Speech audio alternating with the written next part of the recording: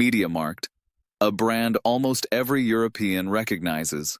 The store where for years people bought their first TV, their first laptop, their first headphones, their first console. The red logo, white neon lights, the smell of new electronics, and endless promotions.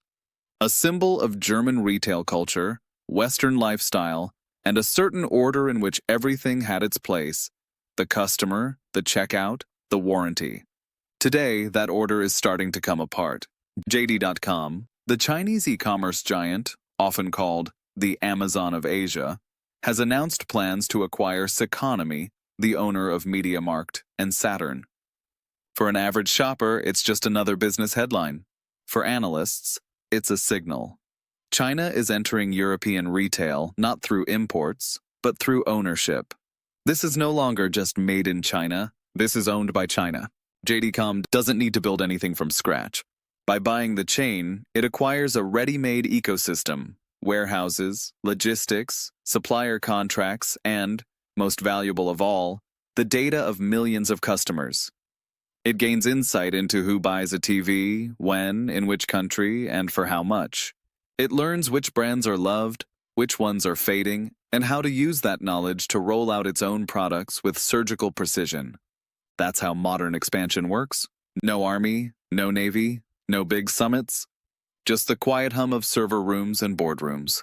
China's influence strategy rests on three pillars: data, infrastructure, and narrative.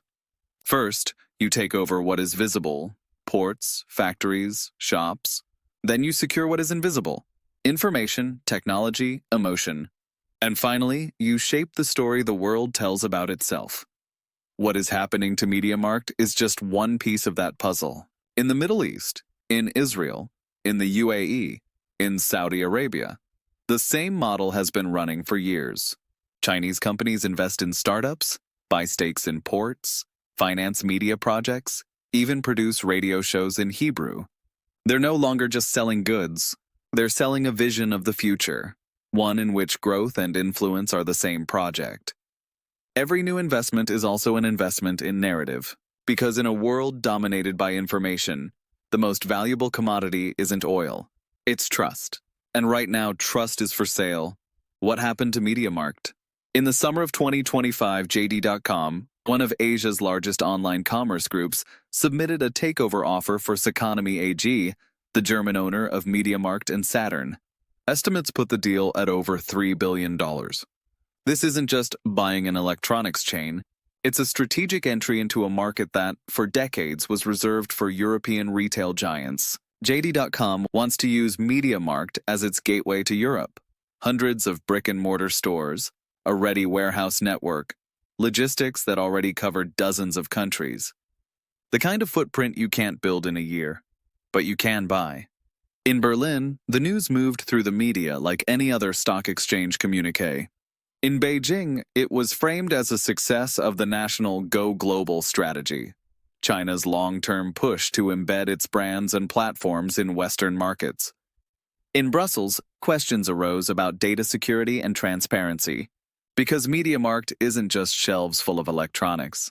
It's loyalty schemes, purchase histories, consumer behavior analytics, a vast data set on European shoppers.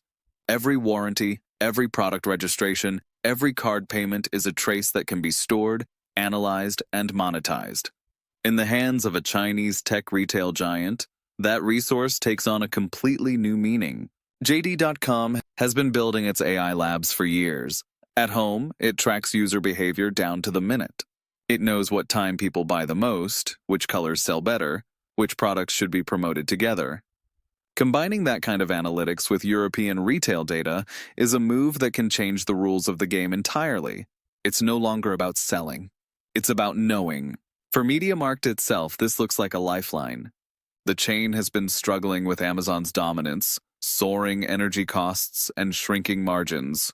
A Chinese investor brings not just capital, but technology, automation, algorithmic pricing, new ways of serving customers, faster deliveries, dynamic prices, smart warehousing, a revolution designed to save a European business while placing the levers of control elsewhere. On paper, it's win-win. Europeans get an investor, The Chinese get a brand and a footprint. Underneath, the stakes are far higher. The future of European retail, control over payment flows, and the power to shape consumer habits. In an age where every advert is targeted and every purchase leaves a digital mark, owning a chain like MediaMarkt is more than business. It's a form of power. Whoever controls what we buy, in the long run, shapes how we think about the world. That's the moment where a simple corporate transaction becomes a move on the global chessboard. Why it matters. When one company buys another, the official language is always the same: margins, growth, market share. But in the 21st century, every acquisition has a second layer, the information layer. With MediaMarkt, JD.com isn't just entering Europe's physical retail space. It's entering Europe's data bloodstream. Success is no longer measured by the number of stores, but by the number of customer profiles, and how precisely you can predict their decisions. Every loyalty card, every email newsletter, every sign up to get a discount forms a knowledge base about society. Chinese tech groups have spent years building their power on data analysis at a scale that most European companies can't match. Recommendation engines, intelligent algorithms, AI systems that anticipate consumer behavior. That's JD.com's daily reality. Combined with MediaMarkt's customer data, that opens the door to creating the largest purchase behavior analytics platform in Europe, managed from outside the continent. This kind of power doesn't announce itself. It doesn't repaint the stores in red and gold. It works quietly, in CRM systems, in databases, in recommendation engines. One day, a customer gets a promotional email about TVs. The next day, a sponsored article about the future of Chinese consumer technology. The line between marketing and narrative starts to blur. It's a model Beijing has tested before, first in Southeast Asia, then in parts of Africa, and increasingly in Europe. The principle is simple. Wherever you can combine commerce, infrastructure, and media, you can shape how people think. Investment becomes a communication channel. Advertising becomes a political message. A brand becomes an ambassador of a new order. For the typical shopper, nothing seems to change. The store is open, the promos are running, the staff still smile. That's precisely where the strength lies. Influence doesn't arrive with tanks or speeches. It arrives with a discount code, free delivery, and a new algorithm that understands you better. That's what modern expansion looks like. No flags, no borders, no manifestos. That is why the MediaMarkt deal is not just a financial transaction. It's a test case. How far can the Chinese data and image management model reach into an environment that has long considered itself autonomous? On paper, it's still foreign investment. In practice, it's a new form of influence, quiet, precise, and hard to reverse. This isn't a one-off, it's a pattern. Before Beijing reached for MediaMarkt, it tested this pattern around the world. The strategy isn't accidental. It's a long-term plan where every move connects. Ports, railways, logistics firms, energy networks, tech companies, media.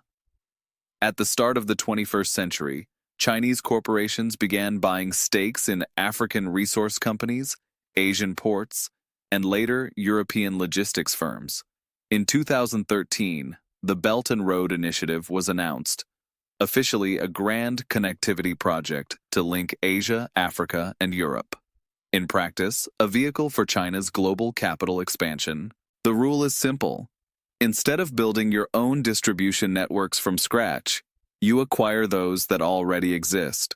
You buy what works, what people trust, what took decades to build.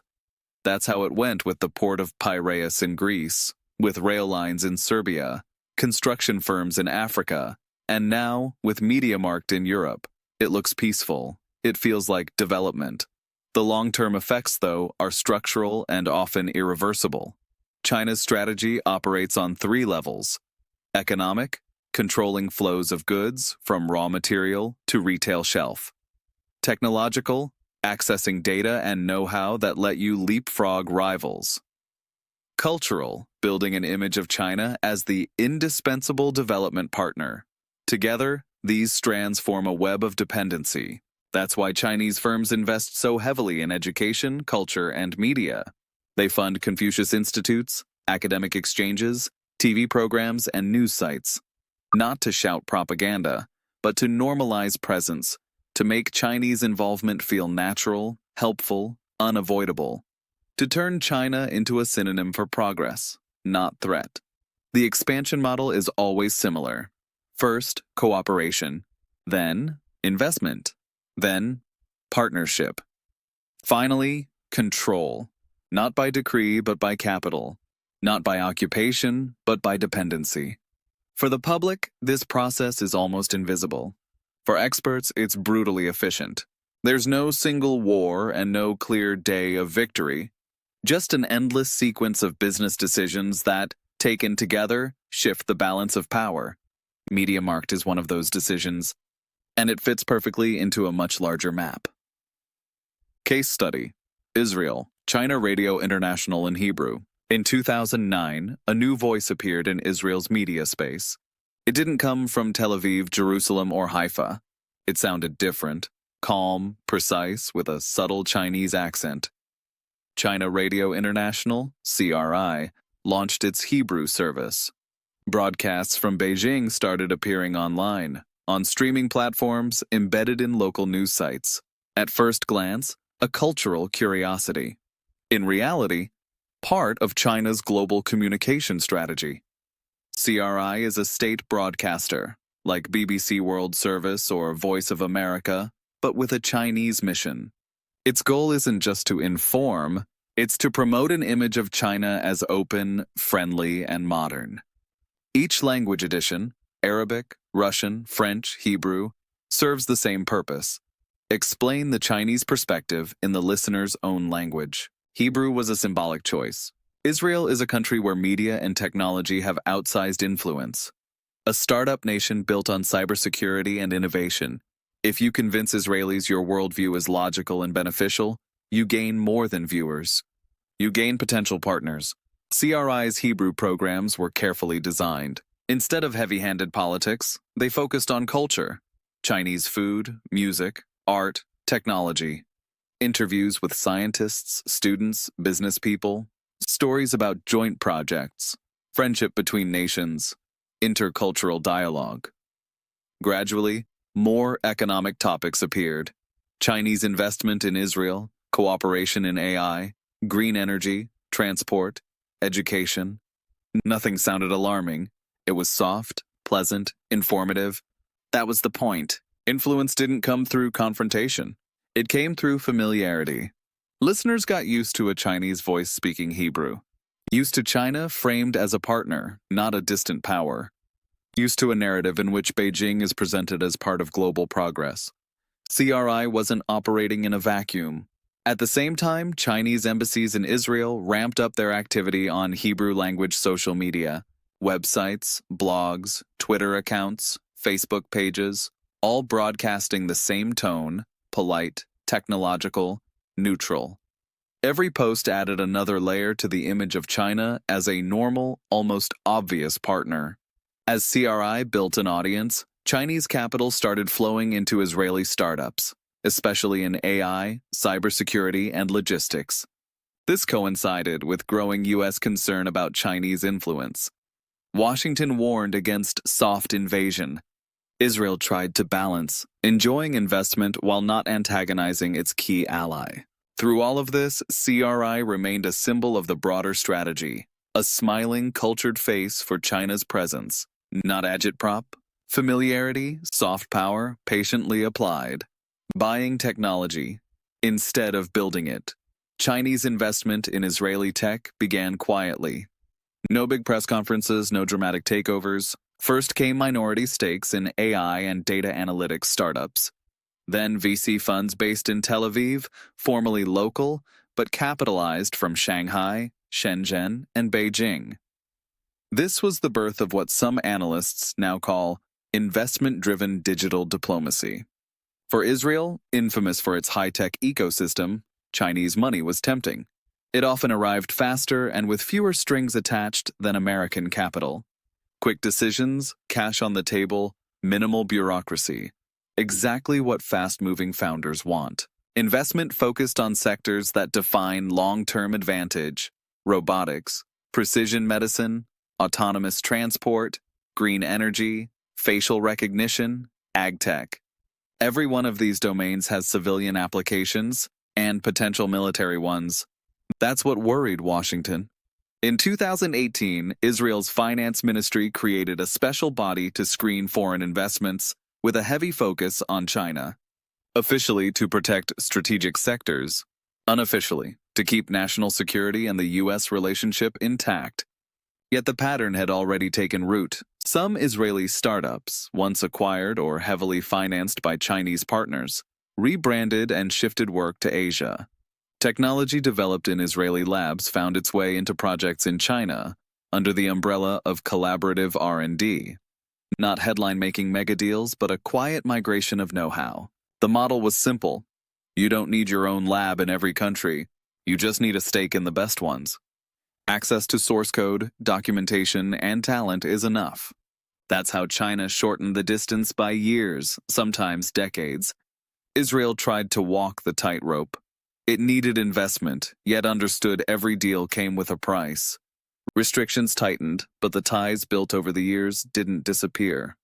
They persist in shared patents, joint ventures, ownership structures, and professional networks.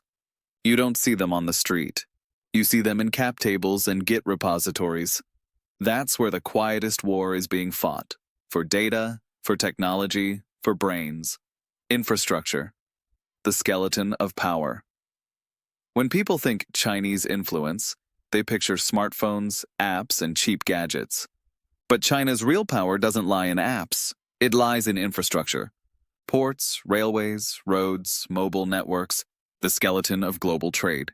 Whoever controls the skeleton controls what moves across it. In the Middle East, Chinese firms aren't just putting up skyscrapers. They're building dependencies. In Haifa, Shanghai International Port Group took over operations at a new terminal in 2021. Officially, modernization, jobs, efficiency. Unofficially, a strategic foothold in one of the region's most important naval ports. The U.S. warned, Israel reassured. Beijing carried on. Similar stories repeat across the region. In Egypt, China co-funds the new administrative capital. In the UAE, it builds logistics hubs and industrial parks linked to the Belt and Road.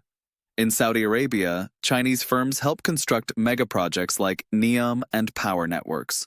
In Iran, Chinese capital underpins energy and infrastructure deals. The pattern is consistent. Long-term loans, multi-decade contracts, strong control over maintenance and operations. Chinese companies arrive with turnkey packages: project, financing, construction, and long-term servicing. For governments, it's an irresistible deal. No messy negotiations with Western banks, no political conditions, no lectures about governance. Just sign. In exchange, they hand over something more valuable than interest payments: control. In infrastructure, data is as important as concrete. Every port, track, and telecom line generates information about flows of goods and people, about logistics, and vulnerabilities.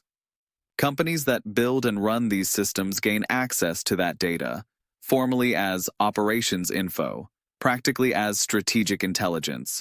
Some countries pushed back. Australia blocked Huawei and ZTE from its 5G networks. The UK decided to strip Huawei gear from its system. But in much of the Middle East, pragmatism trumps caution. If someone offers cheaper, faster, and without moral lectures, they win the contract. That's why Chinese infrastructure presence in the region grows year after year. Each new project is another tile in the mosaic. Together, they form a 21st century Silk Road, not of caravans and camels, but of fiber optics, shipping cranes, and data centers. From the outside, it looks like development. From the inside, like a gradual shift in who holds leverage. Whoever built your roads will always know where they lead. And now, back to MediaMarkt. The world doesn't change overnight. It changes quietly, deal by deal, contract by contract, click by click. China doesn't need armies to extend its reach. It needs capital, contracts, and consumer trust. In Europe, that means buying retail chains. In Israel, investing in media and tech. In the wider Middle East, securing ports, roads, and logistics. The script is the same. Step by step, no rush, no drama. That's exactly why it works. In a connected world, power doesn't flow from tanks and oil fields. It flows from data, infrastructure, and narrative. MediaMarkt is just a symbol. Behind it stand hundreds of similar stories in which local becomes global, and European brands slowly start to speak with a Chinese accent. So next time you walk into a store to buy a new phone, or turn on the news from some far-off country, ask yourself one question: who really holds the remote?